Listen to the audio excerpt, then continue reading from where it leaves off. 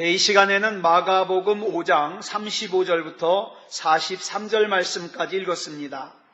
말씀의 제목은 달리다 꿈입니다. 달리다 꿈.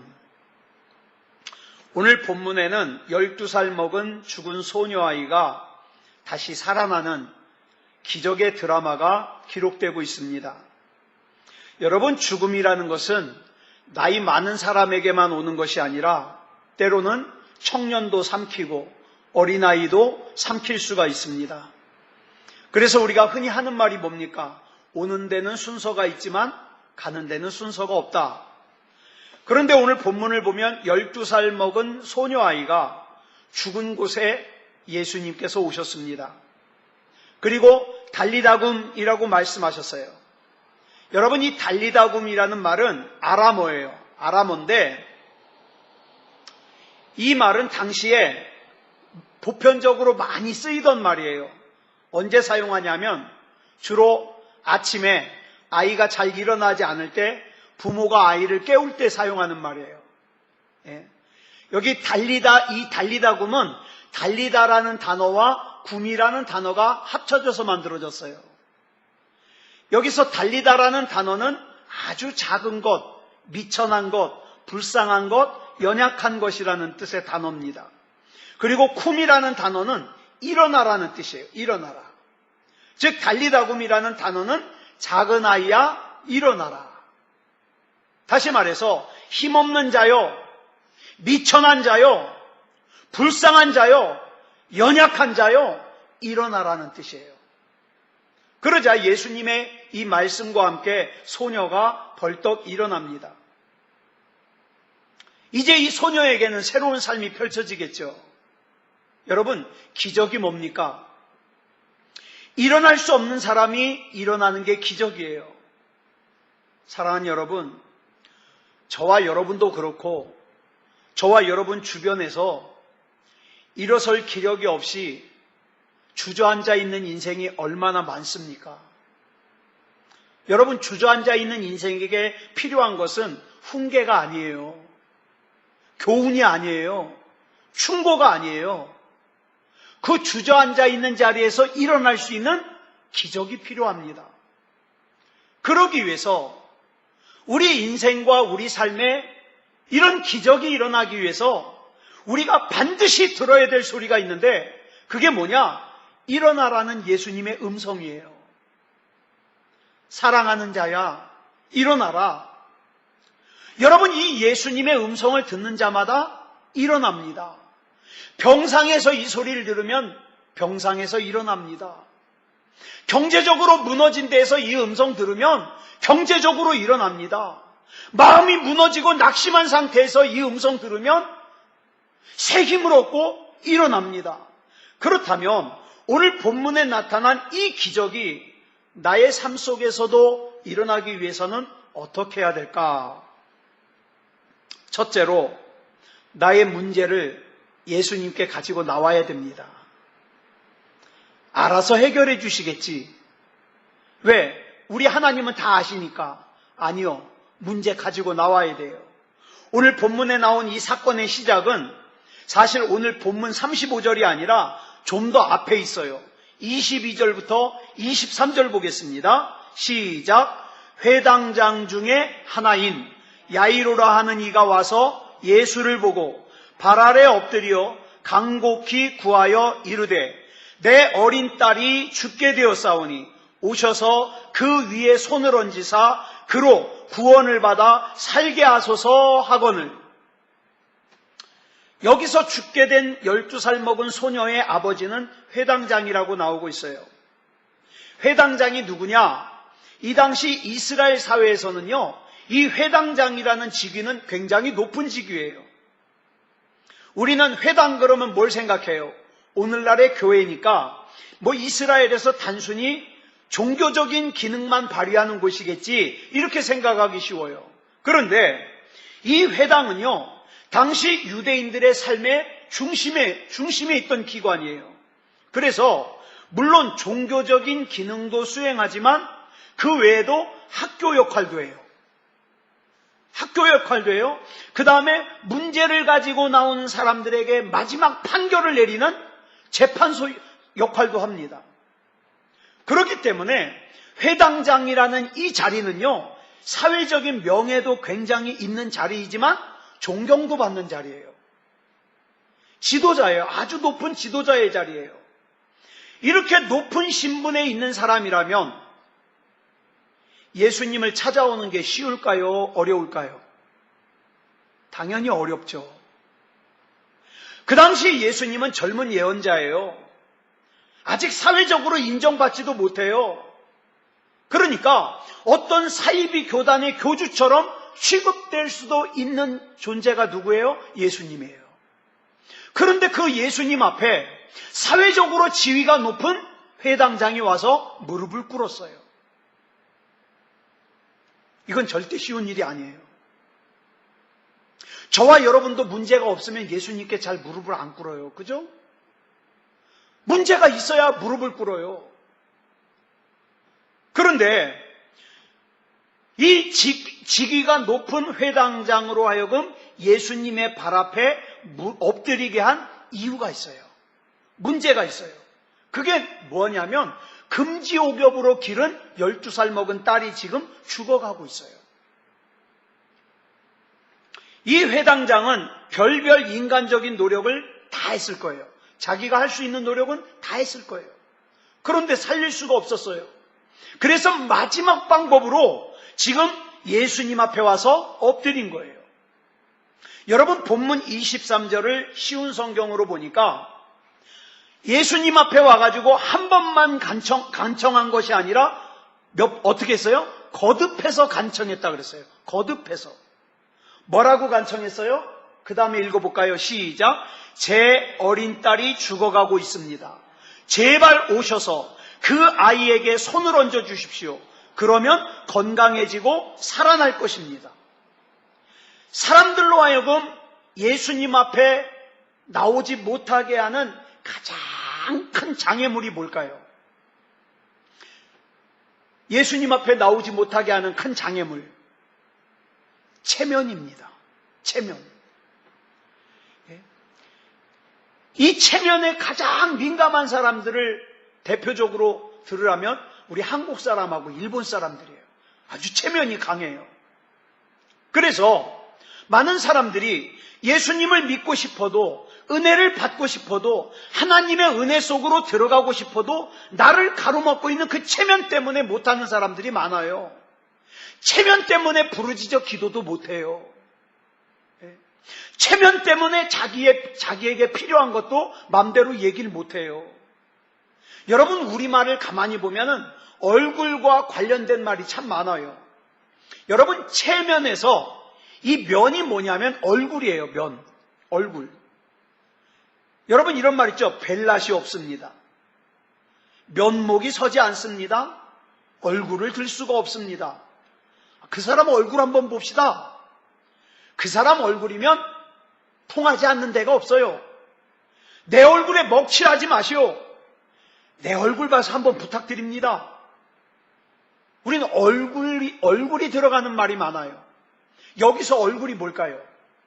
체면이에요. 체면. 사람들은 그 체면 때문에 오늘도 절박한 인생의 문제를 가지고 있으면서도 자기 힘으로는 절대로 해결될 수 없다는 걸 알면서도 주님 앞에 안 나올 수 있어요.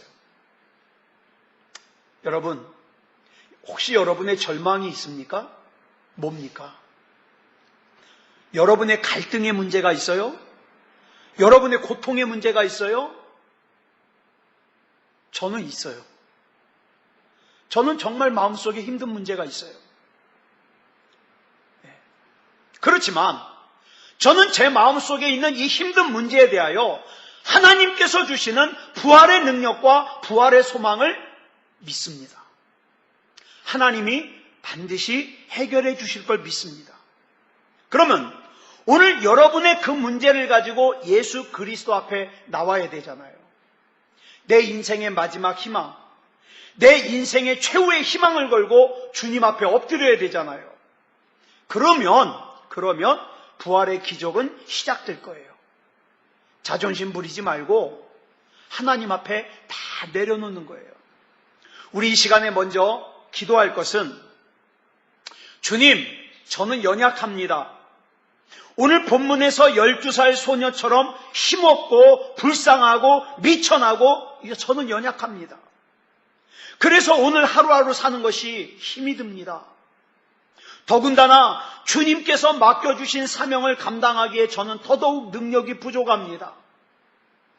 주님, 이 시간 12살 소녀를 향하여 달리다금이라고 말씀하신 주님, 작은 소녀야 일어나라고 불러주신 주님, 이 시간 저를 불러주시옵소서. 힘없는 자리에서 일어나라고 불러주십시오. 미천한 자리에서 일어나라고 불러주십시오. 불쌍한 자리에서 일어나라고 불러주십시오. 연약한 자리에서 일어나라고 불러주십시오. 그래서 주님의 그 음성을 듣고 살아난 12살 소녀처럼 나도 살아나게 하시고, 우리 가정도 살아나게 하시고, 우리 교회도 살아나게 하시고, 이 나라 이 민족도 살아나게 하여 주시옵소서. 그래서 주님 맡겨주신 사명을 잘 감당할 수 있게 해주시옵소서. 우리 시간 같이 이 기도 제목으로 같이 합심으로 기도하겠습니다. 다 같이 기도하겠습니다.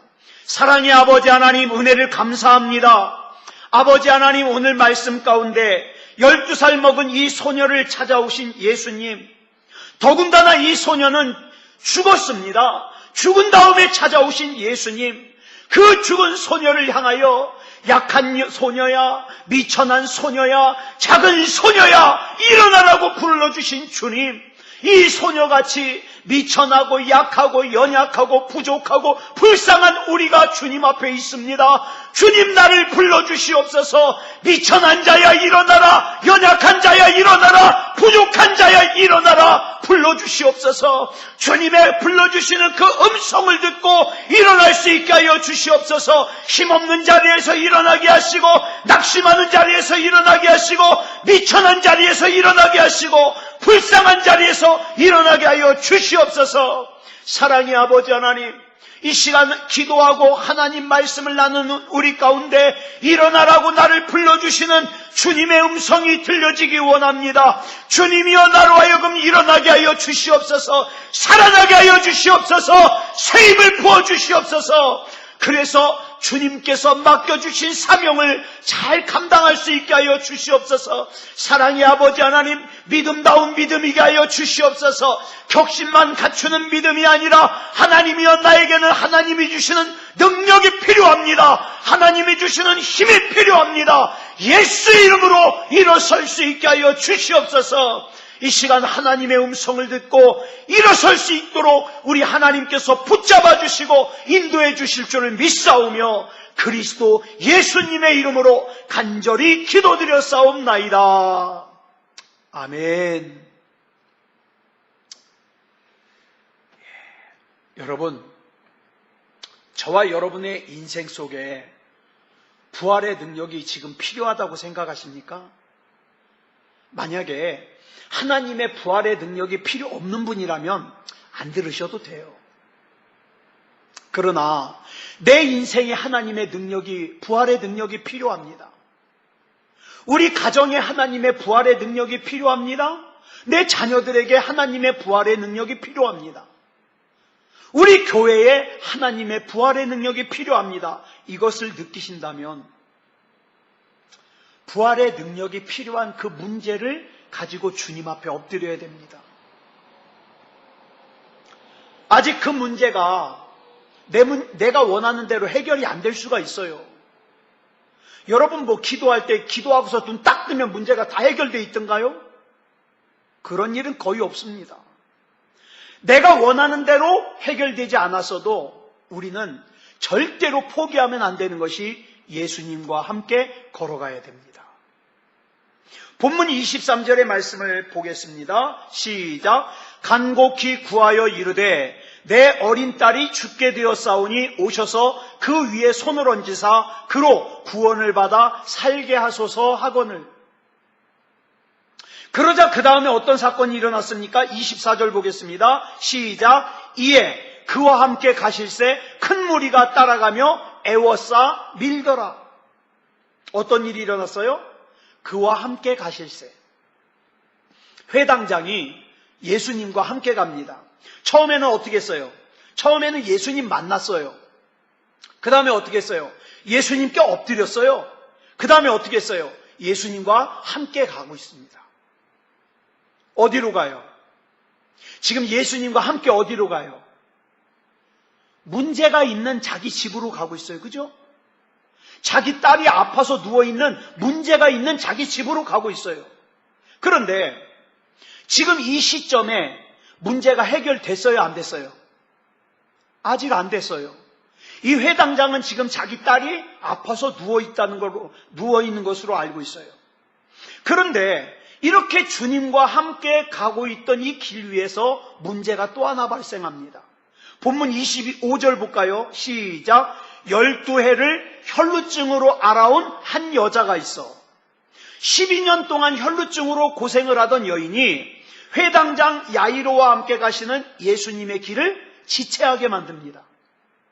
회당장 야이로의 집으로 가던 길에 12년 동안 혈루증을 앓고 있던 한 여인이 예수님의 옷에 손을 대고 치료를 받아요. 좋은 일이에요? 나쁜 일이에요? 예? 좋은 일이에요? 나쁜 일이에요? 12년 동안 혈루증으로 고생한 여인이 고침받았어요. 그 자리에서. 좋은 일이에요? 나쁜 일이에요? 좋은 일이에요. 예. 그런데 회당장 야이로의 입장에서는 좋은 일이에요? 좋기만 하지 않아요. 왜요? 지금 내 사랑하는 딸의 생명이 위태로워요. 한시가 급한데 혈루증을 앓는 여인 때문에 지금 예수님의 발걸음이 지체되고 있는 거예요. 그러니까 회당장 야이로의 입장에서는 방해거리가 생긴 거죠. 방해거리가. 그렇다면 예수님께서는 왜 이런 사건을 허락하셨을까? 예수님이 허락하시지 않았으면 이런 일이 일어나지 않거든요. 왜 허락하셨을까요? 저는 여기에 두 가지 이유가 있다고 생각합니다. 첫째로 예수님께서는 회당장 야이로의 믿음을 강화시켜 주시려는 의도가 있어요. 지금 내 문제가 급해요. 저와 여러분 문제 급해요. 근데 우리가 기도할 때 내가 원하는 건 뭐예요? 그냥 내 문제부터 하나님이 빨리 해결해 주셨으면 좋겠어요. 그런데 가만히 보니까 내 옆에 있는 다른 사람의 기도는 빨리빨리 응답이 돼요. 다른 사람들은 다 응답을 받는 것 같아요. 근데 내 기도만 응답을 못 받는 것 같아요. 이럴 때 여러분들은 무슨 생각을 하십니까? 하나님께서는 어째서, 무엇 때문에, 왜 다른 사람들의 기도는 즉각 응답해 주시면서 내 기도만 안 들어주실까? 이런 생각 들지 않겠어요? 심한 경우에는 나보다 믿음이 없는 사람들도, 나보다 세상에서 악하게 사는 사람들도 고생하지 않고 편하게 사는데 왜 믿음으로 살려고 몸부림치는 나에게는 이런 문제가 생기냐 이거예요. 이럴 때 사람이 시험 들기 쉬워요. 그러나 우리는 이 문제 앞에서 12년 동안 혈루증으로 고생하며 인생을 포기해버린 이 여인의 기도를 들으시고 이 여인의 혈루증을 고쳐주신 예수님께서 우린 어떻게 생각해야 돼요? 이 여인의 문제를 해결해 주신 예수님께서 내 문제도 해결해 주실 줄 믿습니다. 이 믿음을 가져야 돼요. 이 믿음을. 그리고 또 한편에서 보자면 이 사건은 회당장 야이로의 믿음과 인내를 테스트하는 사건이에요. 지금 갈 길이 바빠요. 근데 예수님이 지금 혈루증 걸린 여인하고 뭐 누가 만졌냐, 네 믿음이 너를 고쳤다, 이런 안 가고 계세요. 얘기하느라고. 성질 급한 사람은 여기서 다 때려치우고 돌아가요. 예? 아유 속 터져서 내가 못 기다리겠다고. 더군다나 여러분 본문 35절 볼까요? 시작. 아직 예수께서 말씀하실 때에 회당장의 집에서 사람들이 와서 회당장에게 이르되 당신의 딸이 죽었나이다. 어찌하여 선생을 더 괴롭게 하나이까? 그렇게 지체하고 있는 사이에 집에서 사람이 왔는데 딸이 죽었대요. 지체하고 있는 사이에. 이거는 절망이죠. 아마도 저 같으면, 여러분 같으면 안 그럴 거예요. 저 같으면 이럴 거예요. 그러니까 내가 빨리 가자 그랬잖아요. 그렇게 급하다 그랬는데 여기서 노닥거리더니 딸이 죽었대요. 저는 그렇게 원망할 거예요. 하고도 남아요. 하고도 남아요.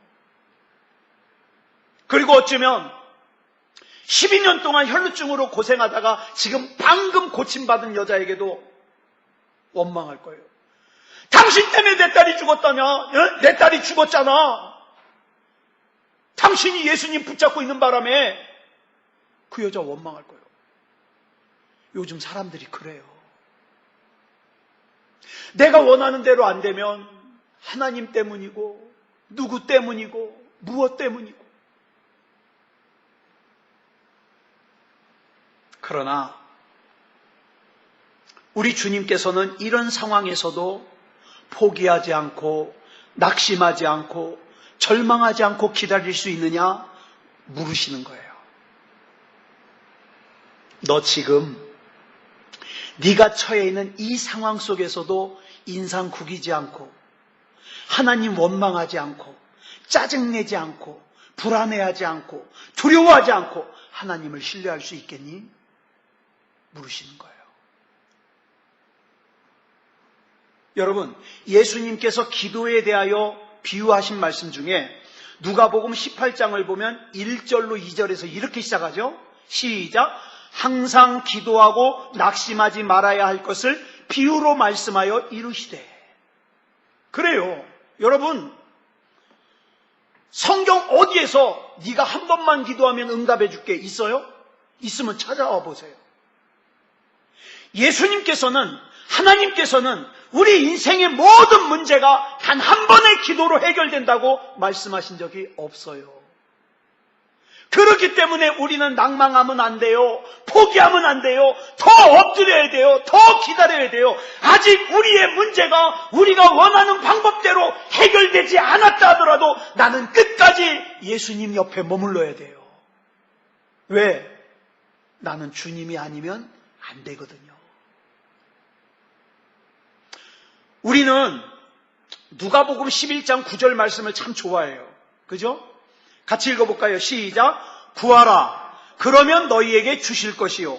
찾으라. 그러면 찾아낼 것이요. 문을 두드리라. 그러면 너희에게 열릴 것이니. 그런데 여러분, 여기서 말씀하신 구하라, 찾으라, 문을 두드리라 이 말씀은요, 한 번만 하라는 뜻이 아니에요. 문법적으로. 계속해서 구하라는 뜻이고 계속해서 찾으라는 뜻이고 계속해서 문을 두드리라는 거예요. 아예 몇 번 두들겨 봤는데 안 열리네. 그러고 포기하지 말라는 거예요. 아직은 포기할 때가 아니에요. 계속해서 구하고 계속해서 찾고 계속해서 두드려야 돼요. 그러면 마침내 열려요.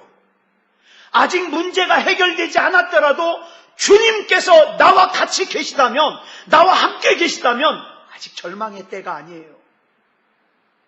내 인생 속에서 아직도 부활의 기적을 경험하고 하나님의 위대한 능력을 경험할 수 있는 기회가 있습니다.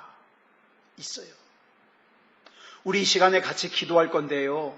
우리 이 시간에 기도할 때에는 주님, 지금 당장 내가 원하는 대로 문제가 해결되지 않아도 어떤 상황에서도 낙심하지 말고 주님을 신뢰하여 끝까지 기도할 수 있는 제가 되게 해 주시옵소서.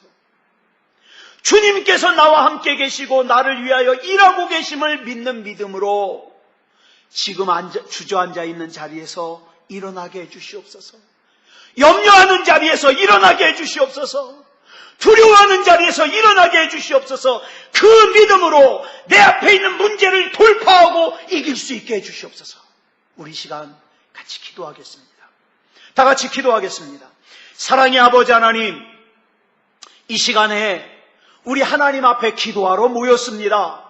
그런데 기도할 때에 내가 기도하는 대로 문제가 해결되지 않고 내가 원하는 대로 빨리빨리 해결되지 않아도 내가 원하는 방법대로 해결되지 않아도 좌절하지 않고 낙심하지 않고 끝까지 주님을 신뢰하며 기도할 수 있게 해주시옵소서.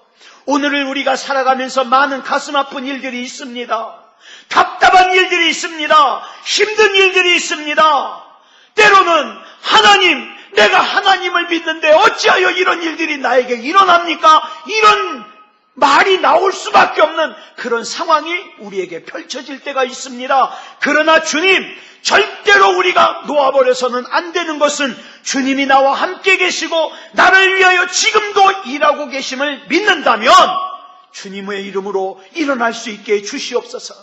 주님, 나는 그리스도인입니다. 나는 예수 믿는 사람입니다. 내 안에 있는 믿음이 역사하게 하여 주시옵소서. 사랑의 아버지 하나님이여, 우리 하나님께서 붙잡아 주셔서 내가 그저 교회만 왔다 갔다 하는 것이 아니라 내 안에 있는 예수 그리스도께서 역사하여서 기적을 경험하고 체험하여 믿음이 더욱더 믿음다운 믿음이 될 수 있게 하여 주시옵소서. 주님, 내 앞에 분명히 문제가 있습니다. 오늘도 이 문제를 기도의 제목으로 삼아 하나님 앞에 기도하려고 나왔습니다. 예수 그리스도 이름으로 이 문제를 돌파하게 하여 주시옵소서. 그래서 그 능력을 체험함으로 말미암아 더욱더 하나님 앞에 믿음다운 믿음이 되게 하여 주시옵소서. 우리 하나님께서 책임져 주실 줄 믿사오며 그리스도 예수님의 이름으로 간절히 기도드렸사옵나이다. 아멘. 자, 회당장 야이로가 예수님과 함께 집에 도착했더니 이미 집에서는 장례식 준비가 한창이에요. 본문 38절 이하를 보면 장례식의 광경을 좀 들여다볼 수가 있어요. 그런데 그 장례식을 준비하는 그 모습을 예수님께서 딱 보시더니 본문 39절에서 이렇게 말씀하셔요. 너희가 어찌하여 떠들며 우느냐. 왜 이 말씀을 하시냐면 그 앞에 36절에서 예수님이 야이로에게 이렇게 말씀하셨거든요. 줄친 것만 시작. 두려워하지 말고 믿기만 하라. 두려워하지 말고 믿기만 하라고 분명히 얘기했는데 지금 떠들며 울고 있어요. 울지 말라는 거예요. 여러분, 이 말은요 현재 시제로 되어 있습니다. 무슨 뜻이냐면 두려워하지 말고 믿으라는 뜻이에요. 지금 너의 눈에 보이는 상황이, 너의 귀에 들리는 상황이, 손에 잡히는 상황이 다 끝난 것 같은 절망스러운 상황이라고 하더라도 두려워하지 말고 믿어라. 믿어라. 예수님이 지금 이 말씀을 하시는 거예요. 이미 상황이 다 끝났어요. 절망이에요. 애가 죽었어요. 그런데도 주님께서는 이렇게 말씀하셔요. 계속해서 믿어라. 계속해서 믿어라.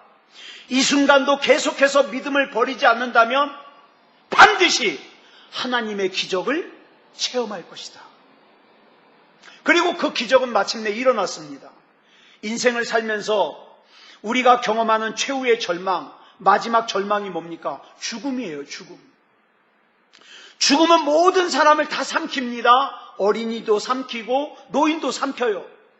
지금 이 시간 제가 분명하게 예언할 수 있는 것은 저와 여러분 다 100% 죽어요. 그죠? 다 죽어요. 죽지 않는 사람이 없어요. 그런데 예수님께서는 그 최악의 절망적인 상황 속에서도 우리들에게 믿음을 요구하세요. 여러분, 또 하나의 부활의 드라마라고 할 수 있는 우리가 지난주에 살폈던 요한복음 11장을 보면 25절로 26절에서 예수님이 이런 말씀을 하십니다. 시작. 나는 부활이요 생명이니 나를 믿는 자는 죽어도 살겠고 무릇 살아서 나를 믿는 자는 영원히 죽지 아니하리니 이것을 내가 믿느냐. 우리가 최악의 절망 속에서도 주님을 믿으면 그 믿음을 통해서 우리가 하나님의 기적을 경험할 수 있다 이 말이죠. 기적이 일어났어요. 죽은 소녀가 살아난 거예요. 우리 삶 가운데서도 육체적인 죽음 못지않게 또 하나의 절망은요 영적인 죽음이에요. 근데 사람들은 육체의 죽음은 두려워하는데 영적인 죽음은 두려워하지 않아요? 근데 웃긴 것은 육체적으로 죽은 사람은 아직 천국 갈지 지옥 갈지는 몰라요. 그죠? 믿음에 따라서 가니까. 그런데 영적으로 죽은 사람은 어떻게 돼요? 100% 지옥 가요. 뭐가 더 무서워요? 육체가 죽는 게 더 무서워요? 영적으로 죽는 게 더 무서워요? 영적으로 죽는 게 더 무서워요. 예. 지금도 주님께서 말씀하셔요. 나의 사랑하는 아들아, 나의 사랑하는 딸아, 일어나라. 너의 누운 자리에서 일어나라. 절망하여 엎어진 자리에서 일어나라. 이 말씀을 듣는 순간 우리는 일어날 수 있어요. 여러분, 저와 여러분은 주님의 음성을 들어야 돼요. 성경을 읽으면서도 주님의 음성을 들어야 되고 예배를 드리면서도 주님의 음성을 들어야 돼요. 그래야 그 예배가, 그 기도가 힘이 있고 능력이 있다니까요. 내가 미천하고 불쌍하다는 것을 나보다 누가 더 잘 알고 있어요? 우리 하나님이 더 잘 알고 있어요. 그렇기 때문에 이 미천한 자야, 이 불쌍한 자야, 이 연약한 자야, 일어나라 말씀하시면 우리는 뭐만 하면 돼요? 아멘! 그러고 일어나면 돼요. 자존심 차리지 말고. 예. 여러분, 이 시간 우리 이제 마지막으로 우리 함께 기도하는 거, 말씀 가운데서 마지막으로 우리가 기도할 게 뭐냐면,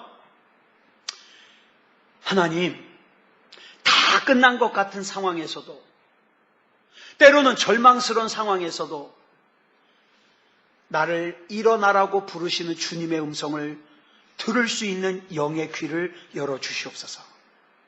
이게 중요해요. 예. 부활이요 생명이신 주님을 내가 믿습니다. 주님을 믿는 이 믿음으로 죽음과도 같은 사망의 자리를, 낙심의 자리를, 절망의 자리를, 시험의 자리를, 미움의 자리를 박차고 일어나게 해 주시옵소서. 우리 이 시간 같이 합심으로 기도하겠습니다. 다 같이 기도하겠습니다. 사랑의 아버지 하나님 감사합니다. 이 시간에 우리 하나님께서 붙잡아 주셔서 하나님 앞에 기도할 수 있음을 감사합니다. 사랑의 아버지 하나님, 무엇보다도 중요한 것은 나에게 일어나라고 부르시는 주님의 음성을 들을 수 있게 해주시옵소서. 아무리 나를 둘러싼 상황과 처지와 형편이 낙심이고 좌절이고 절망이라도 나에게 일어나라고 부르시는 주님의 음성을 들을 수만 있다면 기적이 일어남을 믿습니다. 사랑의 아버지 하나님이여, 주님을 믿는 믿음으로 죽음과도 같은 자리에서 일어나게 해주시옵소서. 사망과도 같은 자리에서 일어나게 해주시옵소서. 낙심의 자리를 박차고 일어나게 해주시옵소서. 절망의 자리를 박차고 일어나게 해주시옵소서. 시험의 자리를 박차고 일어나게 해주시옵소서. 악한 마귀는 지금도 끊임없이 내 안에 있는 하나님의 은혜의 불을 꺼뜨리려고, 하나님 앞에 믿음으로 사는 그 힘을 갖다가 주저앉히려고 계속해서 물을 부어대고 있습니다. 그러나 아버지 하나님이여, 우리 하나님께서 부어주시는 성령의 기름이 그 물 가운데 하나님의 은혜가 꺼지지 않게 우리의 믿음을 불러일으키고 있음을 믿습니다. 사랑의 아버지 하나님이여, 예수 이름으로 일어서게 하여 주시옵소서. 사랑의 아버지 하나님이여, 하나님의 음성이 들려지는 귀가 열리게 하여 주시옵소서. 사랑의 아버지 하나님, 이 시간에 우리 하나님께서 함께하여 주셔서 이제 또 아버지 하나님이여, 우리 계속해서 기도할 때에 일어나라고 하는 주님의 음성이 들려지게 하시고 그 믿음 가지고 주님의 은혜 가운데서 일어날 수 있게 하여 주시옵소서. 우리 하나님께서 붙잡아 주시고 책임져 주시고 인도해 주실 줄 믿사오며 그리스도 예수님의 이름으로 간절히 기도드렸사옵나이다. 아멘.